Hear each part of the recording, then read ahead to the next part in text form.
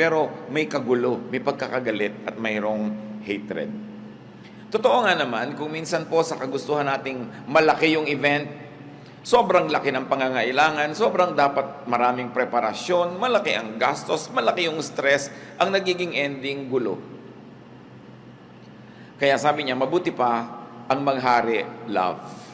So it's one of the more important elements to have peace. Love. To love as verb, no? Because love makes peace possible. Pag may pagmamahalan, marami kang napapalampas. Pero pag may pagkakainisan, pagkakagalit, kahit maliit na bagay, napapalaki natin. So it's very important. You want a peaceful life? Be loving.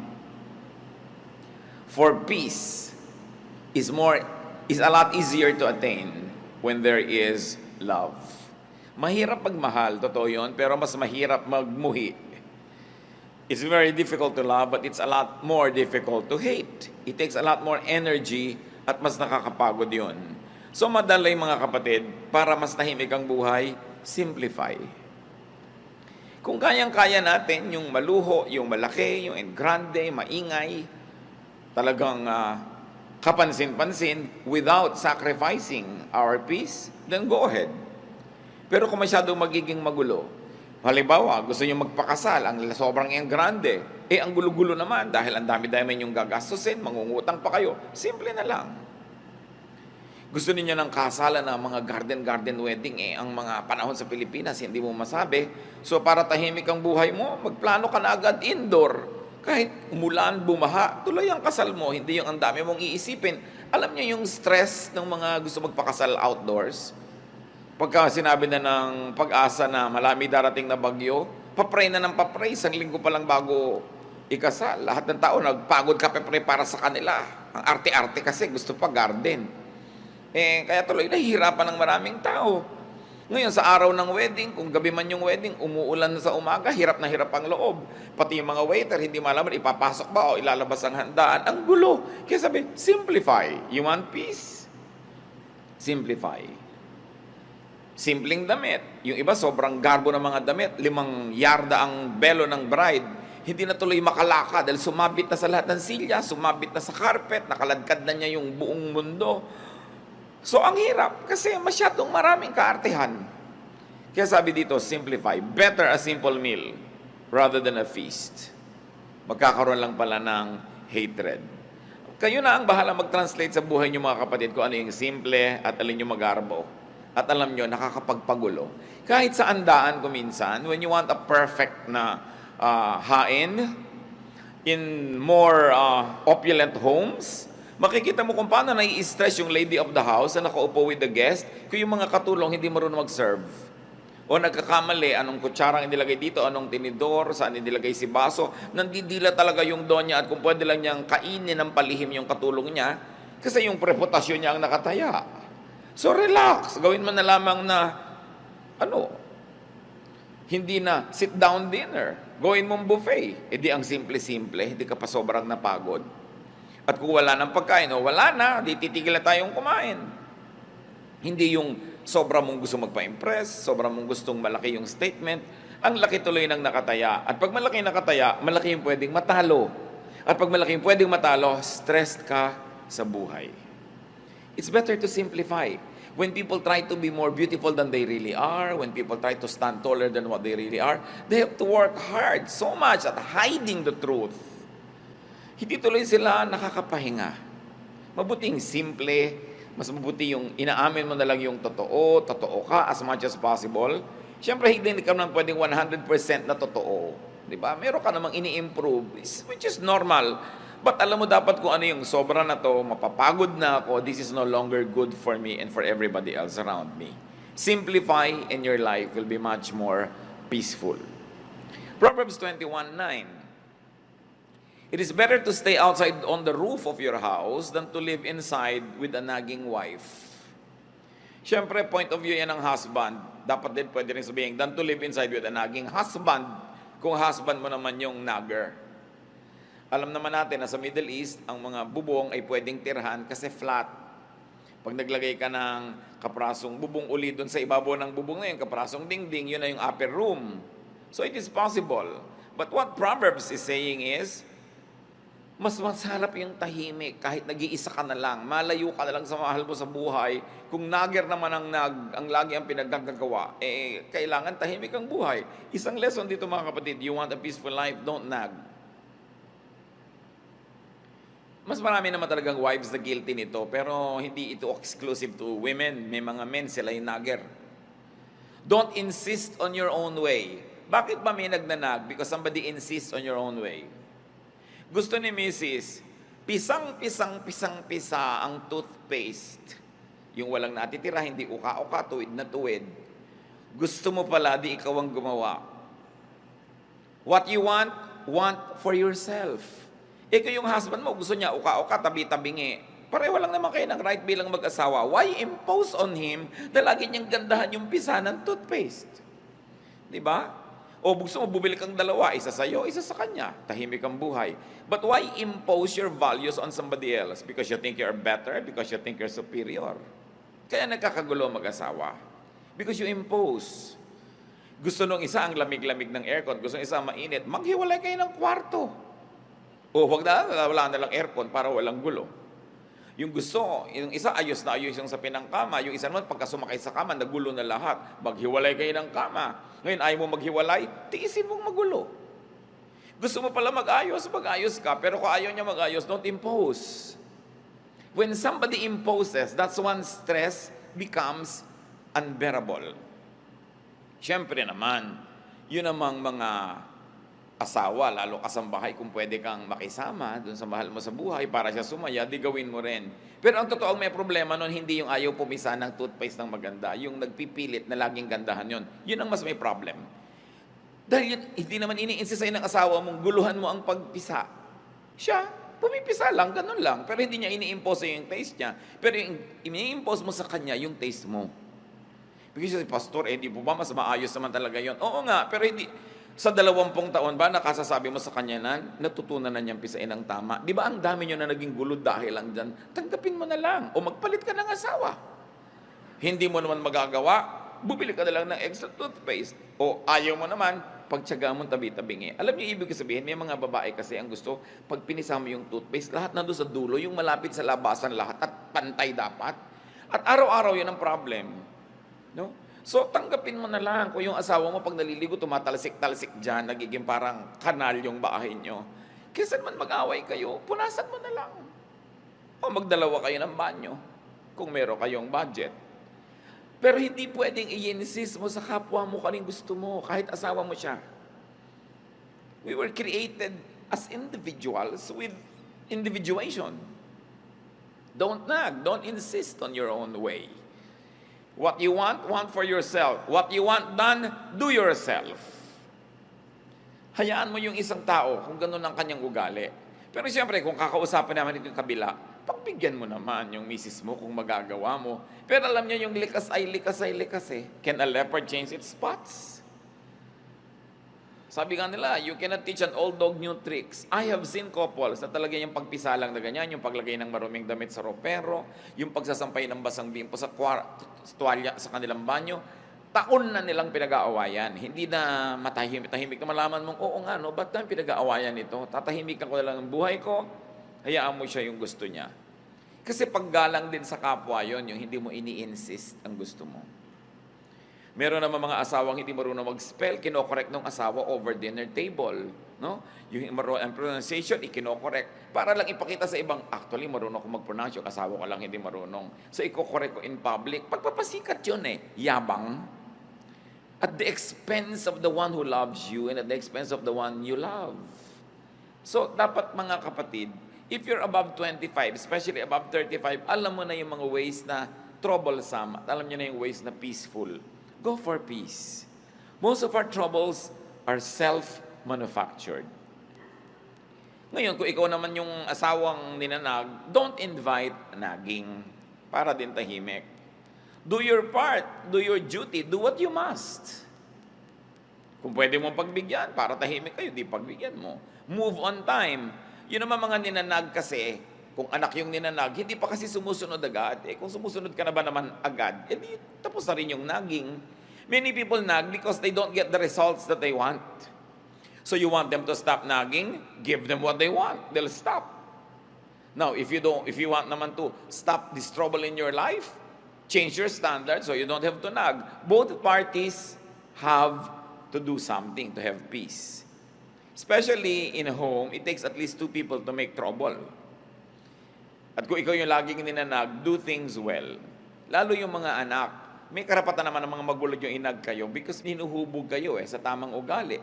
Tsaka siyempre sila yung may authority sa bahay So, kailangan ka mag-conform sa ganong authority.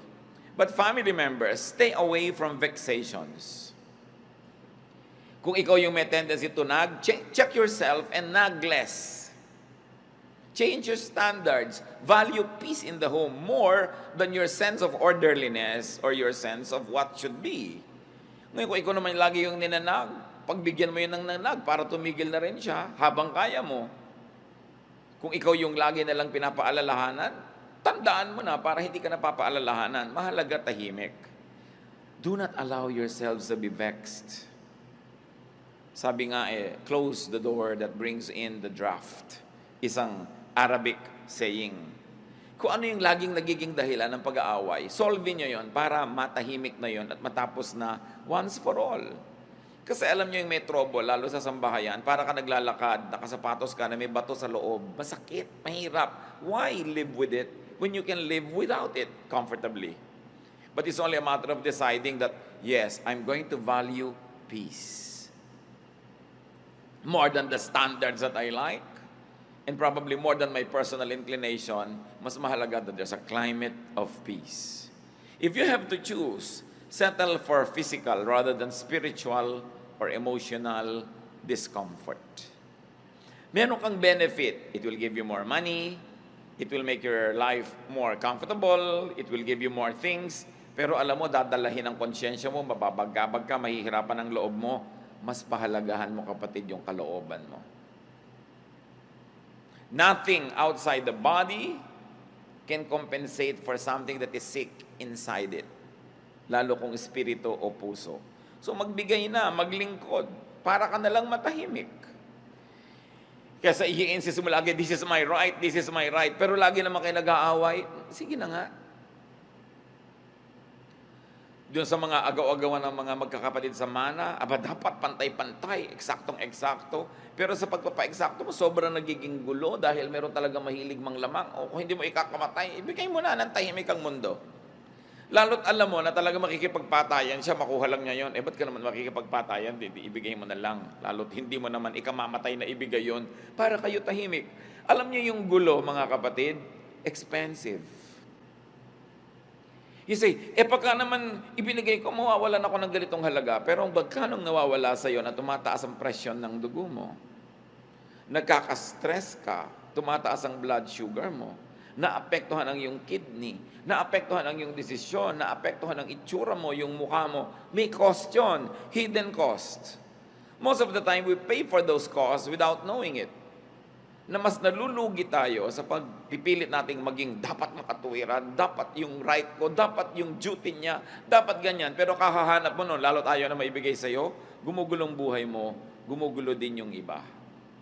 Ang mahalaga, tahimik. Kaya ang sabi ng Panginoon sa Matthew 5:41-42, if a soldier forces you to carry his pack 1 mile, carry it 2 miles. When people ask you for something, give it to them. When they want to borrow money, lend it to them. Ang kahulugan lang nito, kung alin yung makakapagbigay sa inang kapayapaan, kahit merong konting cost, pahalagahan mo yung kapayapaan. Nung araw po yung mga Roman soldiers, they could force any citizen of the countries that they conquer to carry their pack for 1 mile. So pag may mga nagmamarch na Roman soldiers, gusto niya ipadala yung gamit niya sa'yo, pwede niya talagang hingin yon 1 mile. Duty mo yon dahil citizen ka nung empire na yon. Pero sabi nga, pinipilit ka magdala ng 1 mile, gawin mo pang 2. Kung yun na ikakatahimik ng buhay mo. Kesa pagpipilit mo na ayoko, pero gumulo naman ang buhay mo, dalin mo na nakapag-exercise ka pa. Yung may umuutang sa'yo, tago ka ng tago, dumadaan ka pa sa bintana, halos sa pagkahulog-hulog ka, nagkakasinusunungaling ka sa pagtatago, may ipapautang ka naman, pautangin mo na nang umalis na. tahimik ka na. Kesa ayaw umalis sa tapat ng bahay mo. Ang sinasabi lang ng Panginoon dito, maraming bagay na may halaga, hindi lang pera ang mahalaga. So kung yung pagpaparaya, yung pagbibigay, yun ang makakapagpatahimik sa buhay mo, yun na lang ang pahalagahan mo. Marami mong sabi, ay hindi yata dapat, hindi dapat. But look at your life kung tahimik kayo. Kung payapa kayo. Kahit naman ayaw mong pumayag, pinipilit ka pa rin nila eh. Kahit tumatanggi ka, nandyan pa rin hanggang hindi nila nakukuha yung gusto nila. So it's up for you to decide, which is more important to me at this point. Matahimik ako at mawala siya sa harap ko, o ipagpilitan ko na ayaw ko magbigay sa kanya. Another way, of course, to peace is to do your duty. Katulad nga nun, yung soldier, pinagbubuhat kanya ng 1 pack for 1 mile, it's your duty, do it. Tulad din ng mga husband, hindi naman natin gustong konsintihin yung mga husband na ayaw ayusin yung paggamit nila ng mga banyo, pero duty nyo rin to please your wife. The Bible tells the husbands, please your wife. At hindi mo naman ikamamatay na ayusin yung pagpisa ng toothpaste, huwag mong basain yung sahig ng banyo, isampay mo ng mabuti yung damit mo doon, gawin mo na yun para tahimik ang buhay. Wala tayong kinakampihan dito. Ang lagi nating sinasabi, pareho dapat hanapin nyo sa inyong kalooban na maging mapagbigay para tahimik ang buhay. Kasi ipinagpipilitan nyo yung gusto nyo, nasusunod nyo yung gusto nyo, pero magkaaway naman kayo, hindi kayo nag-uusap. Ikaw nga, natupad yung gusto mo, doon kayo sa ganong restaurant kumain, lahat naman ng kasabay mo ayaw kumain, walang gana, ikaw lang yung gustong kumain, mawalan ka rin ng gana. So dapat marunong ka magbigay para tahimik ang buhay. And of course, the Lord also teaches us to yield. Kailangan magparaya. Go beyond the call of duty. Yung mga iba, lampas ng oras ko ng trabaho. Wala ka rin namang gagawin. Ang traffic din naman. So, bakit hindi ka nalang magtrabaho dyan para may na-accomplish ka pa? Yung sabi mo, lampas-lampas na yan sa duty ng isang anak o magulang o manugang. Mano namang lumampas ka? Kung nakapag-please ka, tumahimik ang buhay, namahal ka, kung lumaon, siya din lalampas sa dapat lang at magiging mas mabuti rin sa'yo. In other words, magpauso ka ng kabutihan. Kasi sinasabi na, if somebody forces you to walk 1 mile, walk 2 miles. No?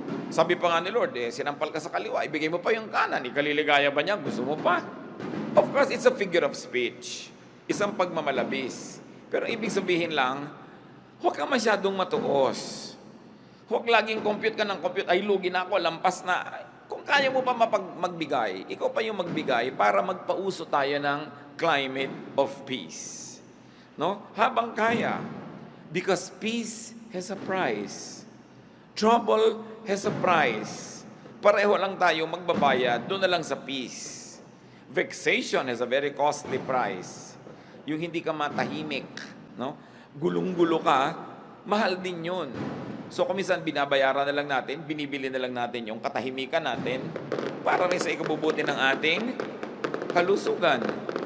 And then give. Because to give is also a form of yielding. Especially when resistance or refusal would mean vexation. Siyempre, titimplahin nyo kung ano yung ibibigay, up to how much. Lagi mo kasing tinitimpla, will not giving cause me so much in terms of peace? Will giving give me my peace? Kayo ang magtimpla nun. Siyempre, ang ending dapat panalo. In the sense na tahimik ang inyong buhay. Learn from the bamboo. Bihirang kawayan ang nababali pagka merong bagyo kasi nagbibigay. Pag malakas yung hangin, yumuyuko lang siya. Yung mga punong matitigas, yan ang mga nababali kasi lumalaban sa hangin. There is wisdom in yielding. Galit na galit yung mahal nyo sa buhay, yield. Kahit hindi kayo sang-ayon. Bukas, pag malamig na yung ulo niya, tsaka naman kayo magsalita, huwag nyong labanan yung hangin na malakas kasi baka lang kayo mabali. Kailangan marunong ka magparaya. Isa pa sinasabi sa 1 Timothy 6:6-7, para tayo payapa. And religion does make your life rich by making you content with what you have. We didn't bring anything into this world, and we won't take anything with us when we leave. At totoo nga naman, wala kang dala sa mundo, wala ka ring dadalhin pag alis mo rito. So kailangan daw ang tao merong contentment. Learn contentment. Have what you like, if you can have it. But if you cannot have what you like, learn to like what you have. then tatahimik ang iyong buhay. At kailangan ng tao kontento. Mataas ang pangarap mo, pero kung sa kadinala ng kakayahan mo, magsaya ka na doon. Mangarap ka uli, reach out further, pero kung sa ka lang dinala ng araw na biyahe mo, doon ka lang nakarating, learn to be happy with it. Because you will always, if you will always desire for what you do not have, if you will always complain for the things that are not within your reach, you will only be miserable. Hindi lang nadadaan sa pagkain, sa clothing ang buhay, marami pang iba. Sabi sa Luke 12:13, life is more than food or clothing. Siyempre, metaphor yan, isang talinghaga, yung food and clothing for all the material things that we desire. Sabi, well, okay, plant so you harvest, reach out, far, wide, pero kung doon ka na lang dinala ng buhay, sa kabila ng pagsisikap mo, mahalin mo kung anong binigay sa'yo ng Panginoon, appreciatein mo kung anong kalagayan mo ngayon. Huwag kang laging magsikap, magpayaman, magpasikat, maging makapangyarihan. Kasi yung pagyaman, pagsikat, pagiging makapangyarihan, hindi yan garantiya na lagi kang mas sasaya kung mas sikat o mas mayaman o mas makapangyarihan. Ang problema ko minsan sa yaman, kailangan mo uli ng napakaraming yaman to maintain it. Ang problema sa kapangyarihang natikman, kailangan mo ng mas marami pang kapangyarihan to maintain it because somebody else likes it. And in getting it or keeping it, a lot of trouble can come into your life. 1 Timothy 6:8-10. So we should be satisfied just to have food and clothes. People who want to be rich fall into all sorts of temptations and traps. They are caught by foolish and harmful desires that drag them down and destroy them. The love of money causes all kinds of trouble. Some people want money so much that they had given up their faith and caused themselves a lot of pain. Sabi, kailangan maging satisfied ka with simple things. Yung sinasabi namang food and clothes, talinghaga sa simple. Hindi sinasabing magpakasimple ka na lang all your life, pero kung yan na lang talaga ang narating mo na hindi mo sinacrifice ang pagiging mabuting tao, ang pagiging anak mo ng Diyos, well, learn to be happy with it. Sabi, yung sobrang pagnanasa na yumaman o magkaroon ng sobrang higit-higit sa kailangan naman nila, naububulid lang sila sa napakaraming mga gulo. Natatrap sila ng kanilang mga kung ano-anong pinaggagawa para lang makuha nila ang kanilang mga gusto. The trouble with having a lot of wealth is that everybody else wants it, so you have to keep fighting them to keep it. The same with power, the same with fame. Same with beauty. Pag binayayaan ka ng Lord ng kagandahan, masatisfy ka, at kung na-maintain mo yan sa parang hindi naman nasisira ang kalusugan mo, buhay mo, budget mo, well, do it. Pero kung nasisira na yun, hayaan mo nang tumanda ka. Diba? Kesa naman sa umabot na yung pusod mo sa pisngi mo, akala ng mga tao, dimple. Yung pala talaga namang sobrang operasyon na pinagkakagawa mo, tanggapin mo na may edad ka. Tahimik naman yung buhay mo kasi hindi yung natatakot ka, baka kung ano yung pinaglalagay mo sa katawan mo, tapos ngayon tumatabingi na siya, nagkakaliko-liko na siya. Yung mga tattoo mong kilay nagiging berde na, yung mga inimplant na sa'yo umiimpes, lumalakad na yung mga kung ano-anong bahagi ng anatomy mo, di ba maguguluhan ka nun? So kung konting ayos, may effect, pero dapat alam mo kung ano yung magbibigay sa'yo ng gulo at huwag mo na lamang pagsikapan yun. Opt for peace more than for beauty. No? Kasi yung nagpapaganda pa ng sobrang maraming repair ginagawa, napagtatawa ng patuloy pagka nagkakamali-mali na yung nangyayari sa mukha niya. Alam niyo naman nagtatawa naman, mga inggit kasi yun eh. Kaya lagi natin pinagtatawanan yung mga nagkatabi-tabingi. Tumabingi. Inggit ka lang kasi di mo na-afford. No? So, all form of criticism comes from envy.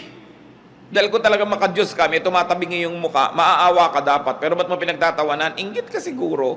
Kung hindi man ngayon, noon. Kaya tuwang-tuwa ka ngayon na mas maganda ka pa. So, buti pa ako. Di ba ganun yun? Buti pa ako, hindi tumabingi yung muka ko. So, analyze din natin sarili natin. Baka meron tayong envy. Pero mahalaga mga kapatid, to be satisfied. Di ba? Kung 45 na yung bust line nyo, tama na. Anong gusto nyo? 90? Yung iba talagang wala na, nasusub-sub na halos, ayaw pang tumigil. No? Hindi natitigil kung ano na pinaggagawa sa katawan. Hindi lang sa physical repair. Yung sobrang honor na, gusto pa, nagngangangalngal dahil 99 yung grade.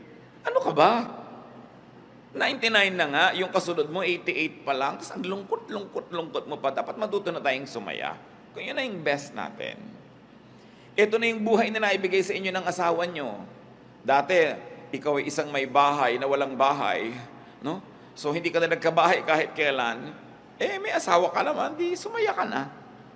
Kasi may bahay na wala naman siyang katabi, wala naman siyang kapiling sa buhay. Yun ibig sabihin, count your blessings. You are not better than the other person. But what's important is for you to count your blessings.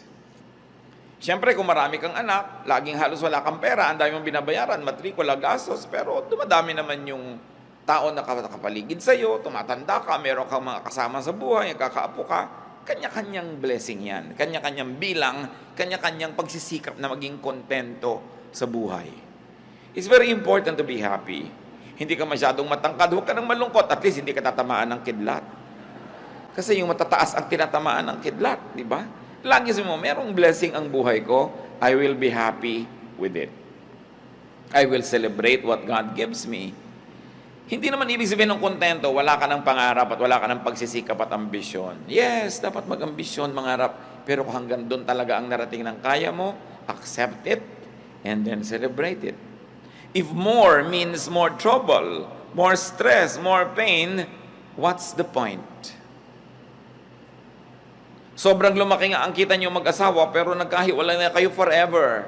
Hindi ba kayo pwedeng mabuhay ng konti lang pero masaya naman kayo? Pinipili. Hindi lang pera ang mahalaga. Merong mga mag-asawang hindi na nagkasama kahit kailan dahil puro laging palaki ng palaki ang babayaran, kukuha ng uhulugan, babayaran, hanggang namatay na yung isa, o kung ano na yung nangyari, hindi na kayo nagkasama. What's the point? Hindi ko naman sinasabing huwag kayo maghiwalay para maghanap buhay, pero hanggang kailan? When do you stop? When is enough? Enough. Ang tao dapat tututo ng contentment. The length of one's life is constant and limited. More power, more money, more beauty doesn't mean more enjoyment. Mas marami pa nga nagpapakamatay na maganda kaysa hindi maganda. Mas marami nagpapakamatay na tagumpay kaysa bigo. Mas marami nagpapakamatay na mayaman kaysa mahirap. So nakikita natin, hindi naman masamang yumaman o maging sikat o maging makapangyarihan. Pero kung hindi naman yun ukol para sa inyo at sobrang hirap para lang i-maintain, what's the point? Nakikita nyo, di ba ang mga bundok, iba-iba yung height? Pero ang totoo, pag tinignan nyo yung earth from far, far away from the moon, parang bilog, ibig sabihin, hindi naman kita yung agwat ng mataas, mababa, parang pantay lang. Ganon din tayo mga tao. Pantay-pantay din tayo. Mukha lang tayong hindi pantay-pantay pag tinitingnan natin sa malapit. Pero sa malayo, pare-pareho lang tayo na hindi natin alam kung gaano tagal-tagal tayo mabubuhay. At kung naging maingat tayo, malusog at pinalad, pare-pareho siguro lang na ang buhay aabot hanggang 90, 100, kung sobrang mahaba, 110. Pero wala namang mabubuhay ng 1,000, 2,000 years. Pare-pareho lang. In other words, what am I trying to say? No? Why bother to have more property than others when pare-pareho din naman kayong mamamatay? Why bother to be more beautiful than the other person na pareho lang naman kayo na hinihintay ng kabaong? Hindi masama kung madaling mangyari sa buhay mo yung mga yon. Pero kung sobra ang ibinabayad mo in terms of internal trouble, wag na lang. Live your life. Kasi kung nabuhay ka ng 70, 80 years, pero ang laking percentage yun, lagi kang nagkukumahog, lagi kang nai-stress, lagi kang naghahabol, lagi kang nagko-compete. Tapos yung isa, tahimik lang yung buhay niya. Kumikita ka halimbawa ng times 100 ng income niya, pero mas marami siyang katahimikan, mas marami siyang tawa sa buhay, mas marami siyang oras sa maglibang, magsaya kasama ng mga kamag-anak niya, mas marami nga yung pera mo, pero pareho rin naman kayong tig sa 70, 80 years lang eh. Pero ang totoo nun, mas nag-enjoy siya. It doesn't follow that when you're poorer, you enjoy more. What I'm trying to say is, if by trying to get more and more and more, you already begin to be troubled, it's not worth it. Ang pahalagahan mo, mas tahimik. Meron kang sasakyan, sarili mong sasakyan, pwede bang ipasada ng 20 hours a day? Ang dami mong kita. Pero pag ipinasada mo siya ng 8 hours a day lang, may oras ka sa pamilya mo, may oras ka magpahinga, bakit mo papatayin ang sarili mo? Madadali lang ang buhay mo. Dapat alam natin when to stop. Ecclesiastes 3:12-13, I know the best thing we can do is to always enjoy life. Because God's gift to us is the happiness we get from our food and drink and from the work we do. So ang itatanong mo, mag-e-enjoy ba ako dito? Mag-e-enjoy ba ang mga mahal ko sa buhay? Mag-e-enjoy ba kami? Kasi kung ang tanong hindi naman, why do it? Mag-organize tayo ang laki-laki-laking party. Pero mag-e-enjoy ba tayo to do it? O may stress tayo, mangungutang tayo, manghihiram tayo ng kung ano-ano? Why don't we just simplify? Gusto natin ng napakamahal na kasalan, mag-e-enjoy ba tayo o nagwo-worry tayo? Habang ginagawa natin yon, ang alalahanin natin ay bayarin. Gusto natin ay ganito kalaking bahay, pero mag-e-enjoy ba tayo habang ginagawa yan? O magkakautang-utang tayo at magkakagulo-gulo? What's the point? Minimize pain. That's what's important in life. Study history. Sa palagay nyo ba, yung mga karaniwang magbubukid at yung mga presidente ng mga republika, sigurado kayo na mas nag-enjoy yung mga presidente? Hindi nyo kayo sure. Hindi masama maging presidente, pero kung makikipagpatayan ka sa mga kaibigan mo, makikipagtakwilan ka sa mga kamag-anak mo, kailangan pang pumatay at mandaya at magsinungaling, what's the point? Achieve as much as you can as long as it does not sacrifice your relationship with your God, with your loved ones, and with your fellow men. Pero kung ibabayad mo na yung mga higit na mabubuting bagay, what's the point? Minimize pain by minimizing your needless desires. And then maximize pleasure by enjoying what all you already have instead of ignoring it and trying to have more and more and more. And when you get more, you have no time to enjoy it because you have to work so hard just to maintain it.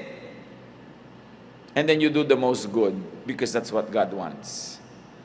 The best way to enjoy life and have peace is to please God. And God is pleased when we do the most good. So you minimize pain, you maximize pleasure, you do the most good, and then die. Meet your Maker. Whether you like it or not, you're going there. Pero ang itatanong mo, pag nilingon mo yung buhay mo, was it pleasant? Was it nice? Or was it full of strife? Baka sa sarili mong libing, hindi mo lang makipaglibing ang kapatid mo dahil inagawan mo siya ng mana. Is it worth it? Mas humaba pa talaga yung buhay mo kaysa sa kanya? Mas sumarap ba talaga ang pagkain mo? Pwedeng sumarap, pero mas may gana ka ba kaysa sa kanya? Pwedeng nakabili ka ng mas magandang bahay, magandang kwarto at kama, pero mas mahimbing ka nga ba talagang matulog dahil lang nagkaroon ka nun? Pero kung binabagabag ka pa ng budhi mo, wala ka pa naging mga kaibigan, nakagalit mo pa yung dati mo mga kaibigan, is it worth it? You should know when to stop. Kumisan, meron sa ating pinagpapala ng Panginoon, kumikita tayo ng malaki, everything's going well, healthy tayo, pero ayaw nating tumigil, nagiging sakim tayo. Pag naging sakim ka na, gusto mo na lang more and more and more, itatanong mo na sa sarili mo, is the enjoyment directly proportionate to the increase in what I have? Kasi may diminishing returns din yan. Alam niyo yun naman yung pera, mahalaga lang yan sa taong walang pera. Pag wala kang kapera-pera, 1,000 pesos means so much. Kaya pagka yung may mga 13th month pay, pagka end of the year, yung ibibigay mong 13th month pay, magkano? 10,000, 20,000, whatever it is.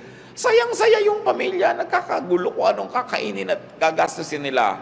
Pero kung ikaw na yung may-ari ng kumpanya, ang totoo, kahit 3 million pa yung madagdag sa pera mo, bali wala na eh. Nadagdag lang sa salansan mo, nadagdag yung number, but it doesn't give you as much happiness and pleasure kasi yung mga empleyado mong tuwang-tuwa dahil nakabili ng pagkaalat-alat na hamon. Hindi ko mo mas maraming pera, mas may enjoyment. So pag alam mo, ay may diminishing returns na, it means I must focus on something else.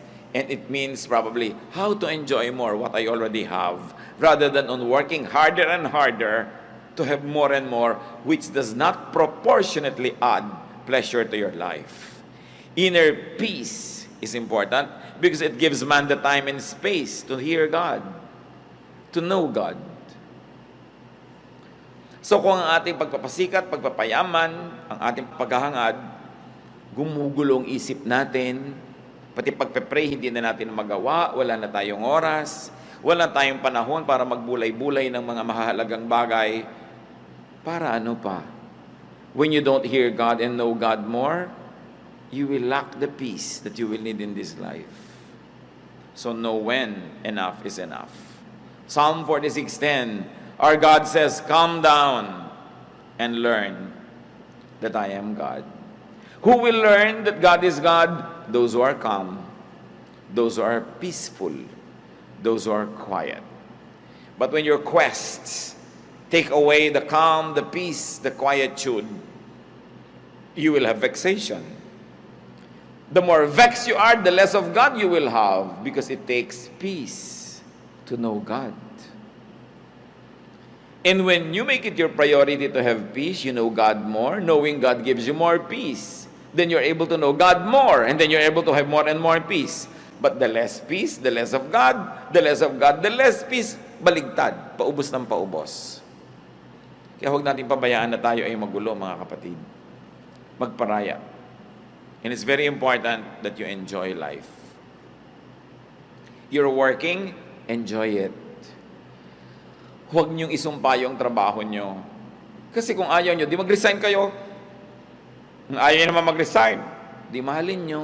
Kesa nandyan, tas ayaw niyong mahalin, wala naman kayong choice, hati ang loob niyo. Ba, nagpipinta ka ng mga gulong ng jeepney, kung yun ang trabaho mo. Tapos inaiinis ka, nagagalit ka sa buhay mo, inuumpog mo yung sarili mo habang ginagawa mo yun. Pero kailangan mo rin namang gawin, lugi ka dahil ginawa mo tapos hindi ka nag-enjoy. Kailangan mo rin namang gawin, di-enjoyin mo na siya. It's important to teach yourself to love what you do. Yan ang itinuturo sa atin ni Solomon eh. Ganun, find pleasure in what you do. Huwag yung ay Lunes na naman, ay umaga na naman. Ano mas gusto mo, namatay ka na kagabi para wala ng umaga?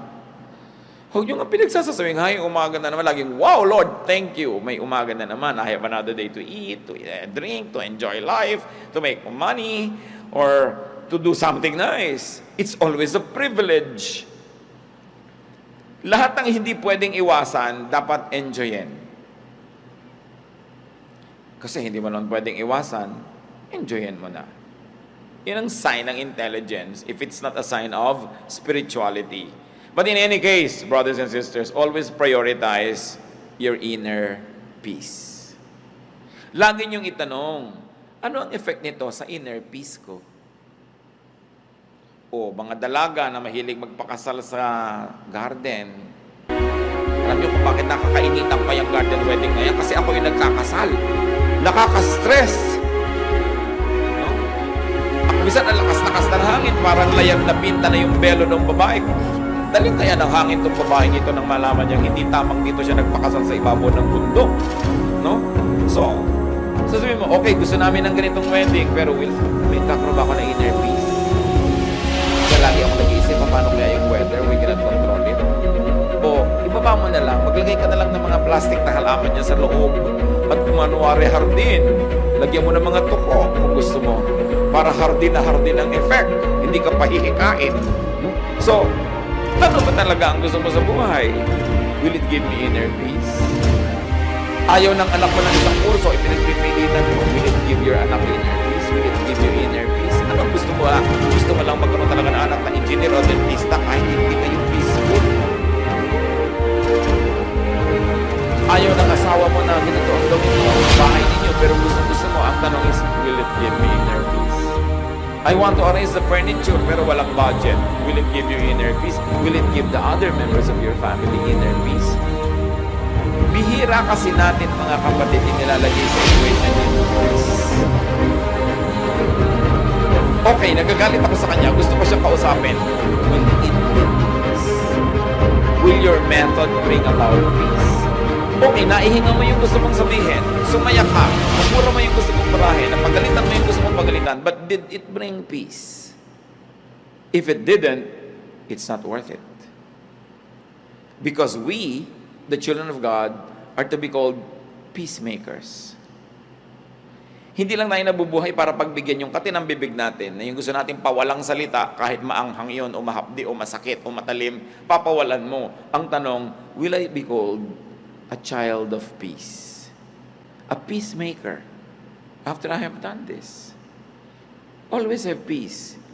And make it your ministry to give peace. Not always to give a lesson, to give a lecture. Give peace. Pag kayo nagbibigay ng kapayapaan sa inyong kapwa, hindi nyo sila kailangan itali sa inyong paligid. Sila na mismo ang magbo-volunteer na susunod-sunod sa inyo, sasama sa inyo, kasi peace ang napapala niya. Pero pag laging gulo ng isip, bagabag, lalayo sa inyo. Gusto nyo ba yun? Bakit ang daming magagandang babae o magagandang lalaki nilalayuan ng asawa? Kasi hindi peaceful ang buhay nila. Merong dating babaeng mahal na mahal si lalaki, pero after 20 years, ayaw na niya, sinusumpa niya, hindi ko na kaya. Sabihin niya, ano hindi niya kaya? Yung gulo ng loob. Huwag na, di bali na, kung guwapo ka, di bali na may pera ka, ayoko na. Kasi ang mahalaga talaga, peace eh. So give peace. Allow others to be peaceful. Hindi ko mo lamang ikaluluwag ng loob mo, ibinuntun mo na sa kapwa mo, siya naman ang nahirapan. Be kind. So ang tanong, what vexes you? Anong gumugulo sa isip nyo?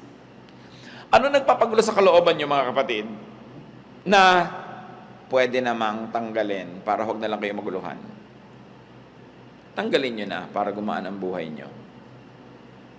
Kung kaya nyo mabuhay nang wala yon, what's the point? Diba? Kaya mahalaga yung confession, you confess to God because you have peace. Nagko-confess ka sa kapwa mo, hinihingi mo ng tawad yung kasalanan mo kasi you will have peace. And many times, it is our admission of our wrongdoing that will pave the way for a peaceful relationship. Pahalagahan natin yon. No? Hindi lang magkaroon ng pera, hindi lang makagbili ng ganito at ganon, kundi tumahimik ang ating kalooban. Maiksi ang buhay ng tao. Kahit bigyan ka pa ng 100 years, what is that compared to eternity? Sayang ang bawat araw at bawat sandali kung sa halip na tahimik ay magulo. Sayang ang lahat ng ating paghihirap kung ang magiging ending, magkakagulo lang, magkakagalit lang ang mga tao. It's pointless. God is God of peace. And if there's one gift that God would like us to enjoy, it is a life of peace. But for us to enjoy it, we must be able to identify the causes of vexations and troubles, and in the name of Jesus, get rid of them. Open your hearts up to God and allow His methods of peace, His ways of peace, which is to be humble, to be kind, to be contented, and to be willing to be corrected. Don't always insist on your own way. Sabi sa Corinthians, love does not insist on its own ways. Mas pilitin natin na maging mapagbigay kesa mapag-impose. Mahirap kasama yung laging gusto niya, siya ang nasusunod. Pwedeng masunod siya ng masunod, but after a while, wala na rin susunod sa kanya. Mawawalan ka na rin ng kasama. Don't always impose yourself.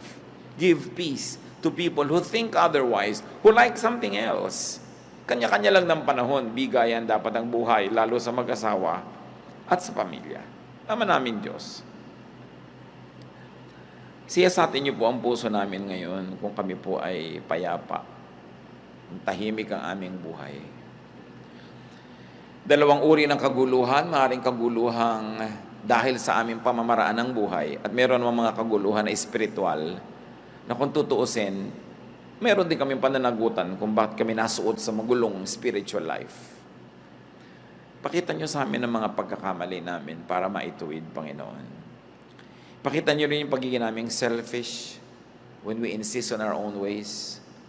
When our peace means trouble for other people. Teach us, Lord, to balance, na may bigayan, na marunong din kami magparaya para kumisa naman, sila naman yung payapa. Kahit kami ang magbigay.